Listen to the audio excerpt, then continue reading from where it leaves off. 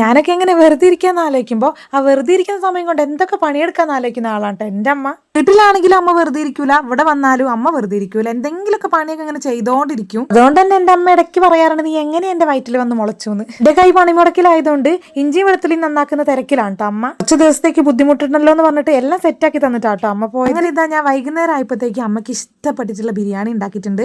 അമ്മയ്ക്ക് ചെമ്മീൻ, നമ്മുടെ വയനാട്ടിലൊന്നും ചെമ്മീൻ കിട്ടൂല കേട്ടോ, കിട്ടിയാൽ തന്നെ അതൊട്ടും ഫ്രഷും ആയിരിക്കില്ല, അത്ര അങ്ങനെ ടേസ്റ്റ് ഉണ്ടാവില്ല, പിന്നെ ഒടുക്കത്തെ വിലയായിരിക്കും. അതുകൊണ്ട് അങ്ങനെ നമ്മൾ വാങ്ങൂലല്ലോ. ഇവിടെ ആണെങ്കിൽ വടകര നമുക്ക് ഇഷ്ടംപോലെ നല്ല മീനും, ശരിക്കും പറഞ്ഞാൽ വടകര വന്നിട്ടാണ് ഞാൻ മീനൊക്കെ ഇത്ര നന്നായിട്ട് കഴിക്കാനൊക്കെ തുടങ്ങിയത്. മീനിന് ഇത്ര ടേസ്റ്റ് ഉണ്ട് എന്ന് വരെ ഇവിടെ വന്നിട്ടാണ് ഞാൻ അറിഞ്ഞത്. അയ്യോ, വയനാടൊക്കെ കിട്ടുന്ന മീനാണോ എന്ന് വരെ ചിന്തിച്ച് പോയിട്ടുണ്ട്. അയ്യോ, ഇത് അഹങ്കാരം കൊണ്ട് പറയുന്നതല്ല കേട്ടോ. ഇവിടുന്ന് നമ്മളിങ്ങനെ ഇത്ര ഫ്രഷ് ആയിട്ടുള്ള മീനൊക്കെ കഴിച്ച് പോയിട്ട് വയനാട്ടിൽ പോകുമ്പോൾ നമുക്ക് പച്ചമീൻ കഴിക്കാനേ തോന്നില്ല.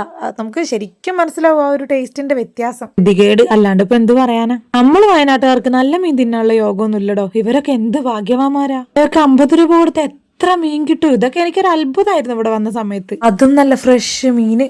അതുകൊണ്ട് ഇപ്പൊ എന്ത് സംഭവിച്ചു എന്ന് വെച്ചാൽ, ഞാൻ വയനാട്ടിൽ പോയിട്ടുണ്ടെങ്കിൽ അമ്മേനോട് പറയും, അമ്മേ എനിക്ക് മീൻ വേണ്ട, ഉണക്കമീൻ, പന്നി, ചിക്കൻ ഇത് മാത്രം മതി, പച്ചമീൻ വാങ്ങുകയോ വേണ്ടെന്ന് പറയൂ കേട്ടോ. എന്ന് വെച്ചാൽ ഞാൻ അങ്ങനെ വീട്ടിലേക്ക് പോകാറുമില്ല, ഓണത്തിനും വിഷുവിനും മാത്രമേ പോവാറുള്ളൂ.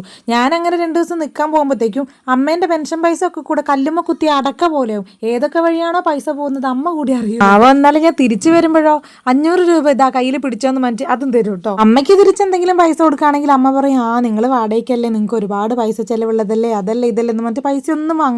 എന്നാൽ അമ്മ തരുന്ന പൈസ ഒരു ഉളുപ്പില്ലാണ്ട് ഞാൻ വാങ്ങിയിട്ട് വരും കേട്ടോ. അത് വേറെ കാര്യം.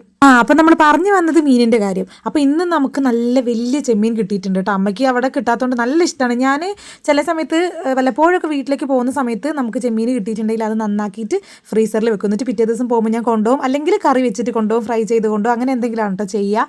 ഇപ്രാവശ്യം അമ്മ വന്നപ്പോൾ എന്തായാലും ഭാഗ്യത്തിന് കിട്ടിയിട്ടുണ്ട്. ഇവിടെ ഇടയ്ക്കിടയ്ക്ക് കിട്ടാറുണ്ട്. അപ്പോൾ ഞാൻ വിചാരിച്ചു എന്തായാലും അമ്മയ്ക്ക് കിട്ടാത്തതല്ലേ, എന്തായാലും ബിരിയാണി വെച്ച് കൊടുക്കാമെന്ന്. അപ്പോൾ അന്ന് ബിരിയാണി ഉണ്ടാക്കിയതാണ് കേട്ടോ. നല്ല ഇഷ്ടമായി അമ്മയ്ക്ക്, നല്ല ടേസ്റ്റ് ഉണ്ട് പറഞ്ഞിട്ടോ. ഇനി ഞാൻ വീട്ടിലേക്ക് പോകുമ്പോൾ വേണം അമ്മയ്ക്ക് ഉണ്ടാക്കി കൊടുക്കാൻ. അപ്പോൾ ശരി.